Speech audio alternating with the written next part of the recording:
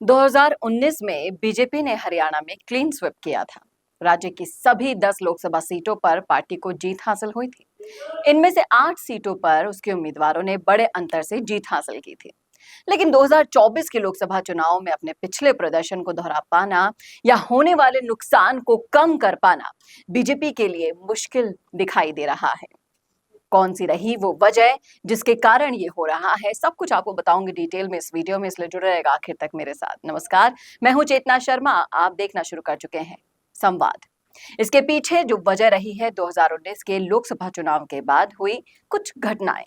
अगर कांग्रेस बीजेपी को नुकसान पहुंचाने में सफल हो जाती है तो ये उसके लिए एक बड़ी कामयाबी होगी, क्योंकि 2019 के लोकसभा चुनाव में बीजेपी और कांग्रेस के बीच वोटों का अंतर 30% रहा था। 2019 में बीजेपी को 58.02 वोट मिले थे, जबकि कांग्रेस को 28.42% वोट मिले थे। जननायक जनता पार्टी को 4.2% और इंडियन नेशनल लोकदल को 1.89% वोट मिले थे। इस बार भी मतदान पिछली बार की ही तरह रहने की संभावना थी, जो हुई भी। कांग्रेस और बीजेपी हरियाणा की 9 सीटों पर सीधे सीधे एक दूसरे के आमने सामने थे। कुरुक्षेत्र में आम आदमी पार्टी के उम्मीदवार सुशील गुप्ता चुनाव लड़ रहे थे और उनके सामने इनेलो के नेता अभय चौटाला थे, और यहां भी चुनाव काफी दिलचस्प रहा था।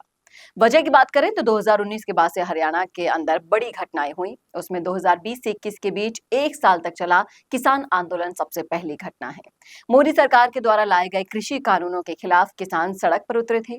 पंजाब के अलावा हरियाणा के किसानों ने भी इस आंदोलन में बड़े पैमाने पर हिस्सा लिया था। हरियाणा में 65% आबादी ग्रामीण इलाकों में रहती है और कृषि कानून को लेकर यहां मुखर विरोध देखने को मिला था। और पंजाब के शंभू बॉर्डर पर किसान भी धरना दे रहे थे। इन दिनों की ही बात है, ये मुद्दा भी हरियाणा के चुनाव प्रचार के दौरान चर्चा में भी रहा था। हरियाणा में बीजेपी के लगभग सभी उम्मीदवारों को किसानों के विरोध का सामना भी करना पड़ा था। ऐसी कई घटनाएं हमारे सामने आई थी। दूसरी बड़ी घटना वो थी जिसे लेकर नाराजगी है, वो महिला ओलंपियन पहलवानों के साथ हुआ दुर्व्यवहार। इस मामले में बीजेपी के सांसद बृजभूषण शरण सिंह पर महिला पहलवानों के यौन उत्पीड़न का आरोप लगा था, और आरोप लगाने वाली महिला पहलवानों में से अधिकतर हरियाणा के ग्रामीण इलाकों से ही आती हैं, क्योंकि हरियाणा से सबसे बड़ी संख्या में खिलाड़ी निकलकर सामने आते हैं। तो ये 2 बड़ी वजह रही जिनका इम्पैक्ट चुनावों में भी देखने को मिला और जिसका इम्पैक्ट बीजेपी के रिजल्ट पर भी देखने को मिलेगा। और कहीं ना कहीं जो नुकसान उठाना पड़ सकता है बीजेपी को हरियाणा में, वो इन्हीं वजहों के कारण उठाना होगा, और इनका फायदा सीधे सीधे दूसरी पार्टियां, कांग्रेस के साथ साथ दूसरी पार्टियां भी उठा सकती हैं। तो अगर आप भी आते हैं हरियाणा लोकसभा क्षेत्रों से, आपने देखा है ये पूरा वीडियो, तो आप भी बताइएगा जरूर कि क्या आपको भी यही लगता है कि ये 2 बड़ी वजह रहेंगी बीजेपी के रिजल्ट को प्रभावित करने में सबसे अहम वजह। तो बताइएगा जरूर कमेंट बॉक्स में, और कैसा लगा वीडियो ये जरूर बताइएगा, और ऐसे ही और वीडियोस के लिए देखना ना भूलें संवाद। नमस्कार। My friend, need a spokesperson video? So I have the solution to your problem. Hey, I'm Chetna and I am an India-based presenter. I come from news, acting, drama and performance background. That means I can attend your expectations very well. That's what good marketing is all about.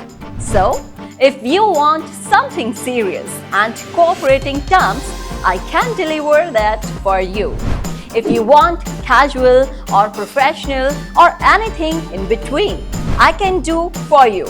And if you need any background, overlay text, add logo or custom outfit provided for you. So, if you want to know more, check out my gigs available on account and message me. I will get back to you as soon as possible.